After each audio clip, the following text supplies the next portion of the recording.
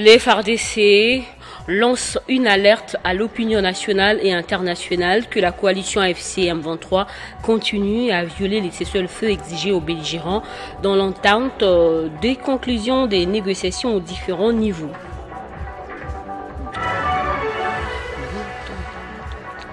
La Belgique soutient les initiatives de Doha et de Washington, mais reste préoccupée de l'absence des résultats tangibles sur le terrain avec les violations du droit de l'homme par le rebelle. C'est ce qu'a déclaré Maxime Prévost lors de la conférence de presse animée avec le président de l'Assemblée nationale, Vital Kamerhe. La conférence internationale de Tokyo sur le développement de l'Afrique, TICAD, qui accueille à Yokohama quelques 5000 participants du 20 au 22 août, représente une occasion majeure pour les entreprises japonaises de renforcer leurs relations avec l'Afrique. Face à l'influence croissante de la Chine, le Japon va accroître ses investissements en Afrique en coopération avec l'Inde et les pays du Moyen-Orient. Madame, Monsieur, merci de choisir Télé 50 pour vous informer. Le président de la République, Félix Tshisekedi, a échangé avec le chef de la diplomatie belge, Maxime Prévost. L'entretien a porté sur la crise sécuritaire en RDC. La Belgique a, par le truchement de son envoyé, réitéré son accompagnement dans les processus de résolution du conflit. Kinshasa-Kigali, élément commenté par Héritier Ntambois. La rencontre intervient après la polémique autour du consul kenyan et avant la reprise des discussions à Doha au Qatar entre Kinshasa et l'AFC M23. Il s'agit d'une deuxième visite du ministre des Affaires étrangères belge en RDC en l'espace de 4 mois. Elle s'inscrit selon la présidence de la République démocratique du Congo dans un double volet politique et humanitaire en Afrique centrale. Accompagnée de l'ambassadrice du Royaume de Belgique en RDC, de l'envoyé spécial belge pour les Grands Lacs et de son conseiller pour l'Afrique, Maxime Prévost, a au sortir de l'audience réaffirmer l'engagement ferme de son pays, la Belgique, et plus largement de l'Union européenne dans les efforts de paix menés par la nation des Tshisekedi. Souhaitant pouvoir remettre la question de la situation humanitaire dramatique dans l'Est du Congo à nouveau dans l'agenda des futurs conseils européens des affaires étrangères pour que ce ne soit pas finalement une situation passée sous silence, le chef de la diplomatie belge a en outre insisté sur la nécessité pour la communauté internationale de rester mobilisée sur la situation dans l'Est congolais. Soulignant que sa rencontre avec le chef de l'État Tshisekedi intervient après celle des Brazzaville où il avait rencontré Denis Sassou Nguesso. Selon la présidence, Prévost va poursuivre sa tournée au Kenya pour y évoquer la crise humanitaire en Éthiopie. La Belgique appelle le Parlement congolais à s'impliquer pleinement dans le processus de paix en cours et à œuvrer pour des résultats durables. C'est ce qu'a affirmé le vice-premier ministre, ministre des Affaires étrangères du Royaume de Belgique, Maxime Prévost, en visite officielle en RDC. C'était à l'issue d'un échange avec le bureau de l'Assemblée nationale. Vital Kamerhe et Maxime Prévost ont fait les comptes rendus à la presse. Je vous propose de les écouter. Nous avons échangé sur des questions d'intérêt commun par la solidarité et les relations traditionnelles qui lient la Belgique à la République démocratique du Congo. Et il s'est intéressé, bien sûr, à savoir comment les deux processus avancent à ce moment. Et nous avons mis ensemble en exergue la question humanitaire à l'est de la République démocratique du Congo, où les gens souffrent, où les gens n'ont pas demandé que la guerre éclate dans cette partie du pays et où les services sociaux de base devaient continuer à fonctionner. Nous avons parlé de la diplomatie classique, qui est son domaine, mais en même temps, il ne faut pas oublier qu'il avait été élu, il est parlementaire, mais pour le moment, il est vice-premier ministre et ministre des Affaires étrangères, à côté du président de l'Assemblée nationale parlementaire. Donc nous avons la diplomatie classique et la diplomatie parlementaire. Nous avons passé en revue les deux processus de Doha, mais nous avons tous constaté que cela n'a pas changé grand-chose sur le terrain. Donc les efforts doivent être faits, et d'autres acteurs doivent être associés à cette démarche qui doit être globale. La République démocratique du Congo doit se saisir de cette question. L'Afrique au premier plan avec l'Union africaine. L'Union européenne qui nous a accompagnés depuis longtemps et qui était à la base de la résolution 2773 ne doit pas être oubliée. Et donc nous devons résoudre cette question de façon globale dans l'intérêt de tout le monde. Quand on parle de diplomatie, la première qui nous vient à l'esprit est souvent la diplomatie des États. Et c'est précisément cette population de la RDC qui aujourd'hui nous préoccupe, celle qui est située à l'est du territoire et qui depuis trop longtemps déjà subit des violences abjectes en recrudescence, des viols à l'égard des femmes qui sont en augmentation de manière exponentielle, des enrôlements forcés dans des forces armées qui occupent le territoire. Cette situation a pu être dénoncée. Monsieur le Président a rappelé que la Belgique avait été aussi en pointe pour rappeler les principes inébranlables qui ont toujours fondé la diplomatie belge, que sont la défense du droit international, au rayon duquel on trouve aussi le droit humanitaire, le principe du respect de la souveraineté des États et de la défense de leur intégrité territoriale. Les forces armées de la RDC lancent une alerte à l'opinion nationale et internationale que la coalition AFC M23 continue à violer les cessez-le-feu exigés aux belligérants dans l'attente des conclusions des négociations aux différents niveaux. L'armée loyaliste signale différentes attaques perpétrées contre ces positions et promet de réactions adéquates.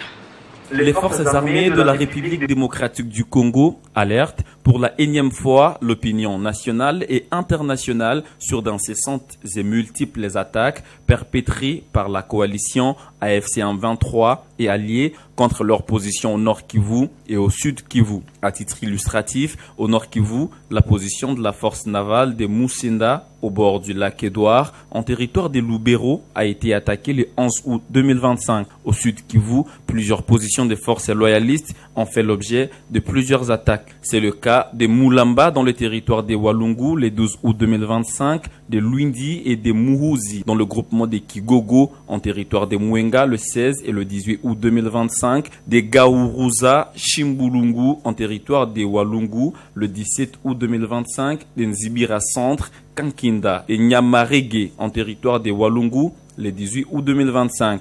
Ces attaques, menées en violation flagrante et internationale de l'accord de paix de Washington et de la déclaration des principes de Doha, visent à saboter les efforts entrepris et à mettre à mal les différents processus destinés à ramener une paix durable dans la partie orientale de notre pays. Les forces armées de la République démocratique du Congo prennent les médiateurs américains et qataris à témoin face à ces violations récurrentes du cessez-le-feu qui non seulement compromettent les pourparlers de paix, mais aussi et surtout sont à la base des tueries et des déplacements massifs de populations civiles. Désormais, les forces armées de la République démocratique du Congo sont obligées de prendre des mesures qui s'imposent pour répondre à toutes ces provocations mettant en péril de paisibles populations civiles. Fait à Kinshasa, le 19 août 2025. Pour les FARDC, Ekengebo Moussa et Fomi Sylvain, général-major. EduConnect, c'est un autre groupe de bienfaiteurs qui est passé au ministère de la Défense nationale dans le cadre de l'effort de guerre pour soutenir les militaires opérant aux différents fronts, ainsi que les femmes et jeunes filles vivant dans le camp de déplacés. Des produits pharmaceutiques et plusieurs autres kits de survie ont été remis au cabinet du vice-premier ministre chargé de la Défense. Dans le cadre de la mobilisation générale lancée par le commandant suprême chef de l'État, Félix Antoine Tshisekedi Tshilombo, les gestes ne font que s'accroître. L'actuel à la liste, c'est le lot important de produits pharmaceutiques, les kits sanitaires, ainsi que des prothèses qui ont été remis au ministère de la Défense nationale et des anciens combattants par la structure EduConnect en partenariat avec les fondations Kadima, HJ et Arofa dans le cadre de l'effort de guerre. En l'absence du vice-premier ministre, ministre de la Défense nationale et des anciens combattants, Maître Guy Kabombo Mwadianvita participe aux assises du 45e sommet de la SADC à Madagascar. Les directeurs des cabinets, les lieutenants généraux retraités Rombo Mboya Mantiona a réceptionné les lots, ainsi que les kits sanitaires destinés aux militaires engagés au front, sans oublier les blessés de guerre et les dépendants des militaires vivant au camp des déplacés. Un accent particulier a été mis sur la situation des femmes et jeunes filles déplacées, souvent confrontées au manque de la protection hygiénique en raison de la persistance des affres de guerre. En réaction, Varlette Mompassi, coordinatrice des EduConnect, cette action vise non seulement à répondre aux besoins urgents, mais aussi à redonner dignité et espoir aux victimes. Nous avons répondu à l'appel du chef de l'État face à cette situation qui traverse notre pays à l'Est et nous nous sommes dit qu'est-ce que nous pouvons faire à notre niveau de leadership. C'est ainsi que nous avons mis en place ces projets, collecte des kits menstruels pour les filles et des femmes dans le camp des déplacés à l'Est. Vous savez bien, dans l'acheminement de produits tels que faits, nous nous sommes rendus compte qu'il n'y avait pas une prise en charge spécifique quant aux besoins de femmes. Raison pour laquelle nous avons pensé à ce projet, mais les besoins étant conséquents, c'est comme ça que nous nous sommes approchés des fondations qui déjà travaillent dans ce sens-là, de soutenir les institutions, de soutenir nos populations qui sont dans les besoins. Les bienfaiteurs de la défense ont aussi pensé aux militaires blessés et hospitalisés en leur donnant leur part dans produits pharmaceutiques, tricycles, prothèses, boîtes de conserve, serviettes hygiéniques, machines à coudre, des lits d'accouchement et plusieurs autres kits de survie. Un geste patriotique et symbolique qui témoigne intérêt de la population civile aux défis sécuritaires et humanitaires dans la solidarité nationale qui reste l'une des armes les plus puissantes. Le gouverneur du Nord Kivu mobilise la population sur l'appropriation de la sécurité et du développement de la province. En séjour à Butembo, le général-major Évariste Somo Kakule a échangé avec diverses couches sociales dans le cadre de sa politique de la gestion participative. Martial Bendelo. Arrivé le week-end à Butembo, le gouverneur du Nord Kivu a entamé officiellement sa mission de travail ce lundi 18 août dans la ville commerciale. Une mission qui porte sur la lutte contre la criminalité, la modernisation de la voirie urbaine et la mise en place des stratégies communes pour l'assainissement de la ville de Butembo. Mais avant tout, le général-major Somo Kakule Evarista, fidèle à sa politique de proximité et de la gestion participative, a animé un dialogue social en faveur des représentants de toutes les couches sociales. L'autorité provinciale a retracé l'historique de son avènement à la tête de la province du Nord Kivu, ses réalisations et sa vision pour le Nord Kivu. Une approche saluée par nombreux, y compris la députée nationale, Jeannine Katasoire. Personnellement, je suis ému parce que c'est pour la première fois que je vois un gouvernement provincial faire participer sa population à sa gestion. C'est une chose louable. Notre gouverneur a besoin de nous, il a besoin de notre soutien. Nous voyons ici sa volonté de moderniser la ville de Butembo, de moderniser la ville de Beni et aussi le territoire de Lubero. Si nous l'accompagnons de la manière qu'il a demandé, et moi je suis certaine que même avec la guerre, nous pouvons continuer à nous développer. Face à des fausses informations relayées sur la toile relatives à une prétendue mégestion au gouvernorat du Nord Kivu, chiffre à l'appui, le chef de l'exécutif provincial a mis tout le monde d'accord en dévoilant devant le public les tableaux de recettes et des dépenses de la province depuis février 2025, mettant ainsi fin à toute manipulation de l'opinion. Plusieurs projets de développement en cours d'exécution en Nord Kivu sont fruits des recettes des partenaires et grâce au partenariat public-privé, ces fonds sont affectés directement dans les projets, sont passés par la caisse de la province, mais avec des traces de traçabilité bancaire, a précisé le général-major Évariste Somo Kakule. Face à l'influence croissante de la Chine, le Japon veut accroître ses investissements en Afrique en coopération avec l'Inde et les pays du Moyen-Orient lors de TICAD 9. En marge de cette 9e conférence qui se tient à Yokohama, au Japon, la première ministre Judith Suminwa, porteuse d'un message du président de la République Félix Tshisekedi, a été reçue en audience par Joao Lourenço, président de la République d'Angola et président en exercice de l'Union africaine. L'entretien entre les deux hauts responsables s'est articulé principalement autour des questions de sécurité dans la région d'Afrique centrale et du renforcement de la coopération économique entre les deux pays, frères et voisins. L'ordre du jour de cette rencontre a prioritairement porté sur les défis sécuritaires et les processus de paix en cours auxquels la RDC est engagée.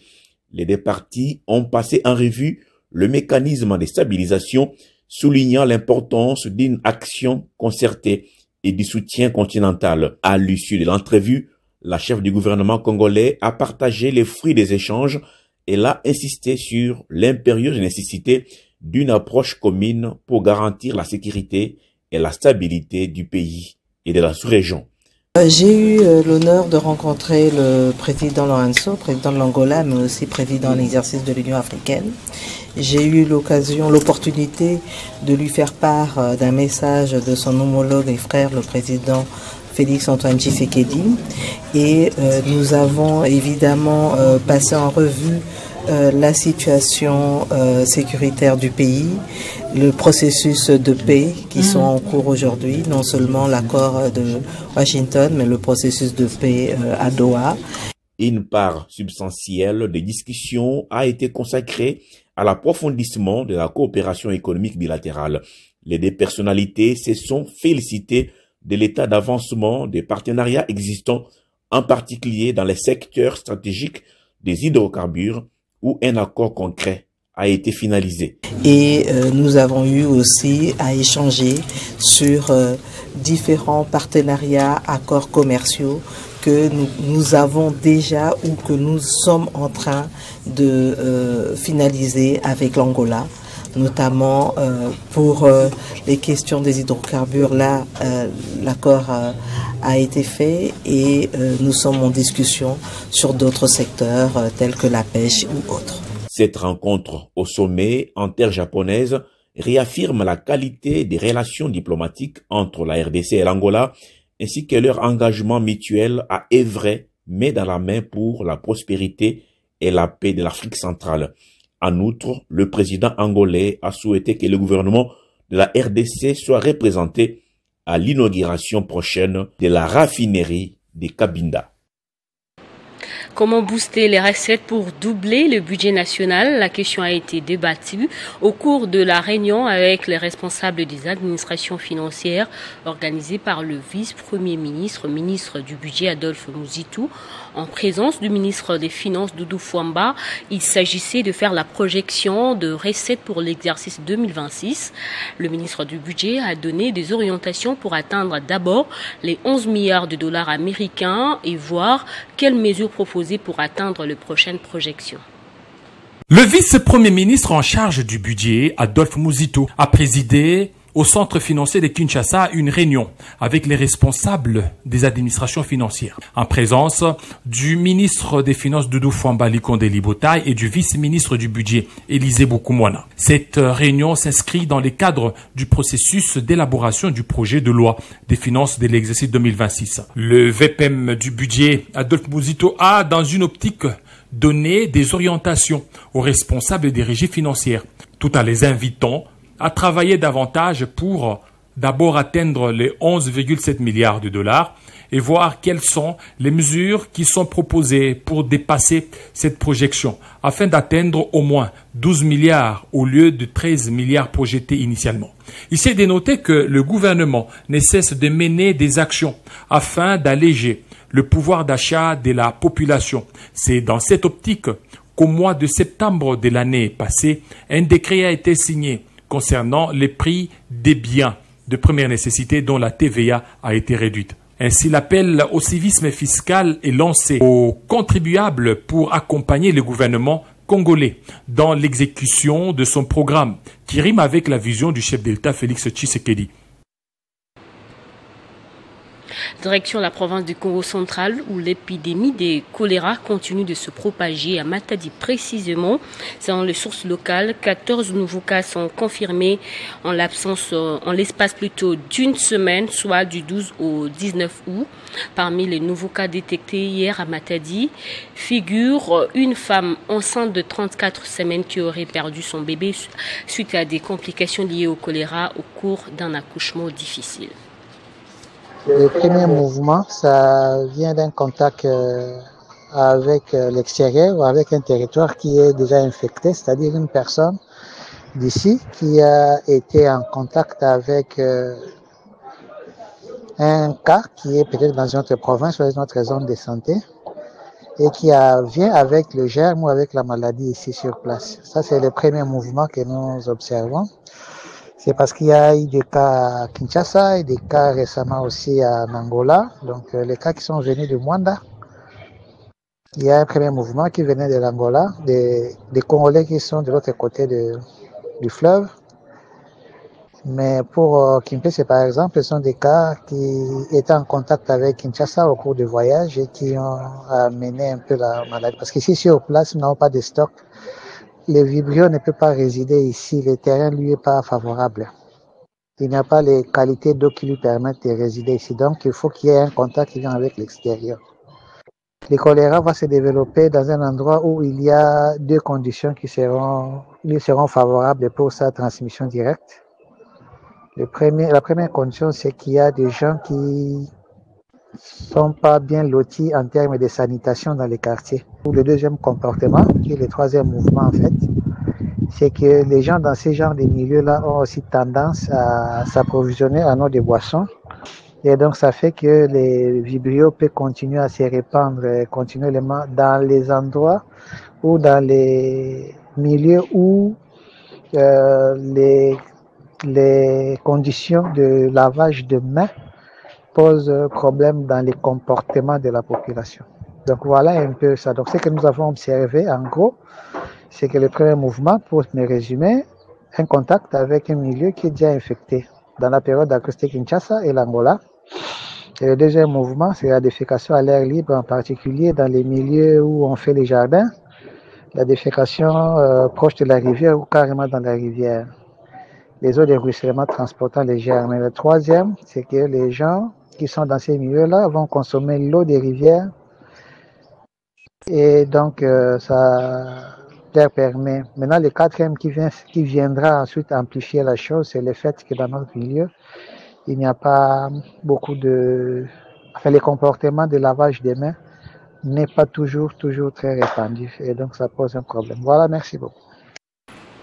Autre chose à présent, la République démocratique du Congo fait face à un défi sérieux sur l'éducation civique et morale des enfants. Pour justement relever ce défi, la commission épiscopale a réuni les formateurs venus de 26 provinces et diocèses de l'Église catholique pour de nouvelles approches à enseigner afin d'éviter la dérive des enfants dans l'environnement sociétal actuel caractérisé par plusieurs antivaleurs.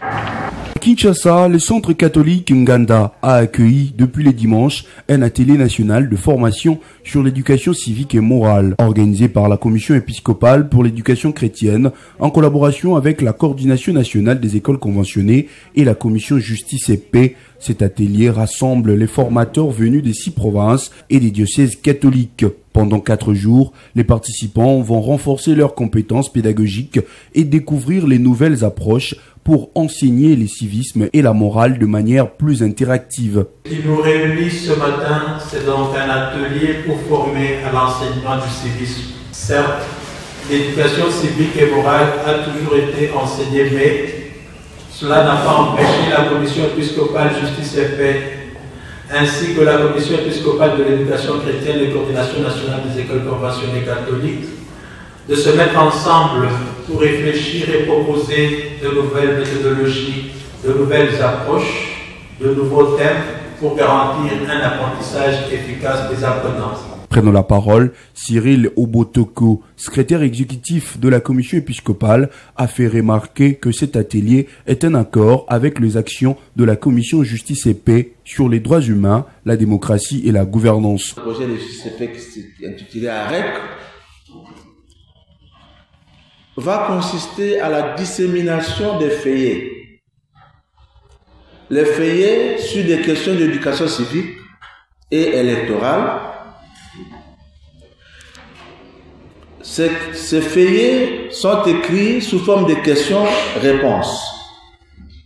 On va se disséminer un certain nombre de questions. Nous visons les classes de 4e, 5e, 6e, parce que là, on vise les nouveaux majeurs lors des élections prochaines. Ces questions seront disséminées, les élèves seront encadrés par les professeurs d'éducation civique et morale, et à l'issue d'une période donnée, on va commencer à organiser des quiz, sous forme d'interrogation ou d'examen, sous des concours scolaires. On a déjà commencé à Kinshasa. La première école avait reçu $5,000. La commission des organisateurs est claire, former une nouvelle génération d'éducateurs capables de transformer des valeurs fortes aux jeunes Congolais. En société à l'ère du numérique, les réseaux sociaux ont redéfini les modes de communication, de consommation de l'information et même d'interaction humaine. Facebook, WhatsApp, Instagram, TikTok sont devenus des outils incontournables du quotidien. Leur impact est à la fois positif et négatif, touchant presque tous les aspects de la communauté. Aujourd'hui, difficile de passer une journée sans consulter son téléphone en se connectant sur les différents réseaux sociaux, notamment Facebook, Instagram, TikTok, ces plateformes qui font désormais partie de notre quotidien. D'un côté, ces plateformes permettent de communiquer facilement, de partager des idées, de faire connaître son talent ou encore de promouvoir des produits ou services. Selon Josué Kachito, étudiant à l'Université des sciences de l'information et de la communication, les réseaux sociaux ont un apport négatif et positif en même temps pour ceux qui en font bon usage. Je le dis, je suis communicant, et quand j'ai besoin de communiquer, il y a mes cibles, et une fois que je communique, ils sont en mesure de lire mes communiqués. Donc c'est ça l'avantage que je sens le plus sur mes réseaux. Mais en parallèle, les réseaux sociaux ont aussi des effets négatifs tels que baisse de la concentration, diffusion de fausses informations. Ils réduisent parfois la qualité du temps passé avec la famille, les amis ou le voisin, créant ainsi une distance au sein même des foyers et des communautés. Selon un vendeur ambulant, les réseaux sociaux ont un apport négatif, surtout auprès des jeunes femmes. Leur mauvais usage peut entraîner des conséquences graves sur la santé mentale et les réactions humaines. Depuis un certain temps, les réseaux sociaux s'y sont imposés comme un outil incontournable dans notre époque. Entre partage instantané, accès rapide à l'information et l'ouverture au monde, leur influence sur la société moderne est profonde. Il revient donc à chaque utilisateur, en particulier les jeunes, d'en faire bon usage, éclairé et équilibré, notamment en s'informant correctement pour éviter la désinformation, car au-delà du virtuel, c'est un bien-être social, psychologique et culturel qui est en jeu. En sport, les Léopards sont tombés armes à la main hier face aux Lions indomptables du Cameroun, 68-77 en barrage de l'Afro-Basket Angola 2025. Les Fauves congolais ont perdu leur match au troisième quart-temps avec un écart de 10 points qui a pesé dans la balance jusqu'à la fin du match. Place au rappel des titres. Les forces armées de la RDC lancent une alerte à l'opinion nationale et internationale que la coalition AFC M23 continue à violer les cessez-le-feu exigés aux belligérants dans l'attente des conclusions des négociations aux différents niveaux. La Belgique soutient les initiatives de Doha et de Washington, mais reste préoccupée de l'absence des résultats tangibles sur le terrain avec les violations de droits de l'homme par les rebelles. C'est ce qu'a déclaré Maxime Prévost lors de la conférence de presse animée avec le président de l'Assemblée nationale, Vital Kamerhe. La conférence internationale de Tokyo sur le développement de l'Afrique, TICAD, qui accueille à Yokohama quelques 5000 participants du 20 au 22 août, représente une occasion majeure pour les entreprises japonaises de renforcer leurs relations avec l'Afrique. Face à l'influence croissante de la Chine, le Japon va accroître ses investissements en Afrique en coopération avec l'Inde et les pays du Moyen-Orient. Dans un instant, on va prendre la revue de presse.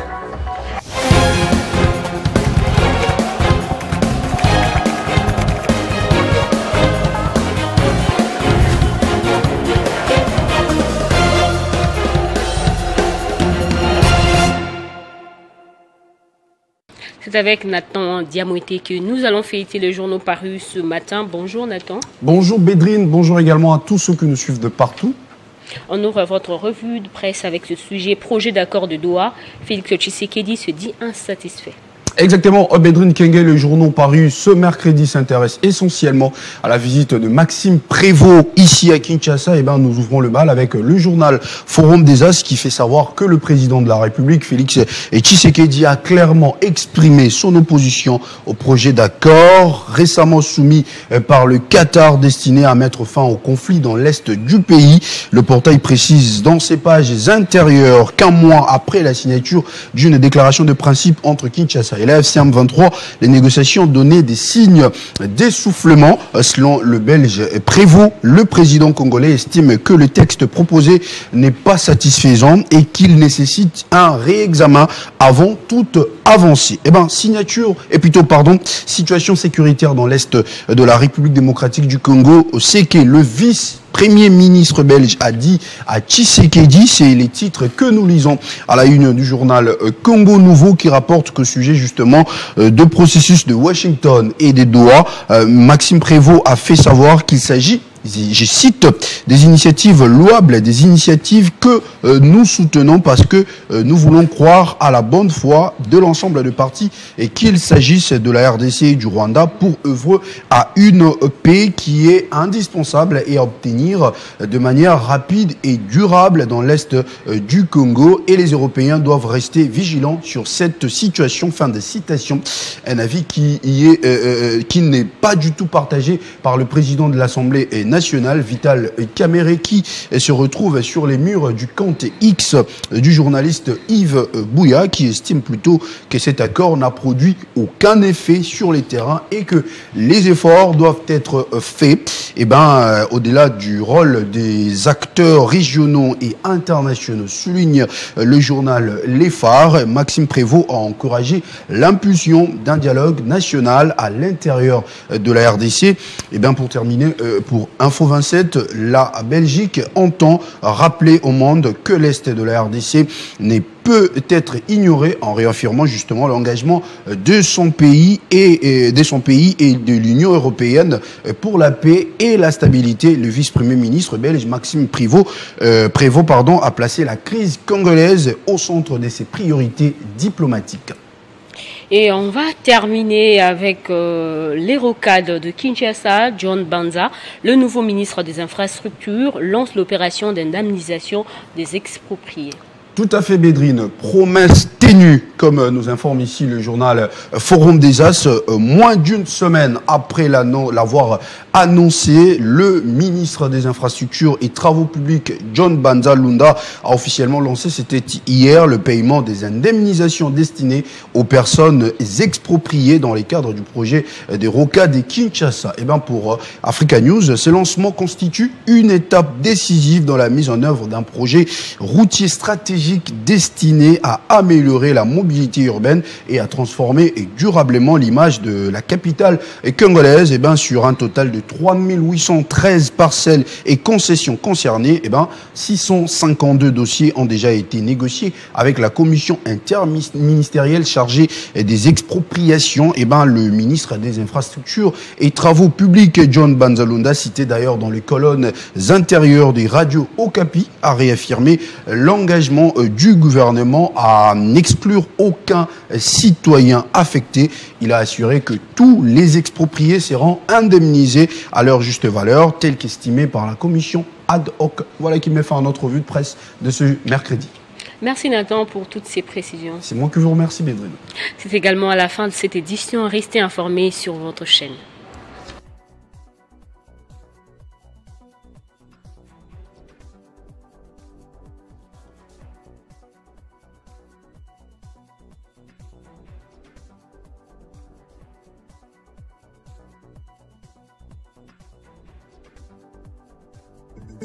Retrouvez toute l'actualité en continu sur www.tele50.cd.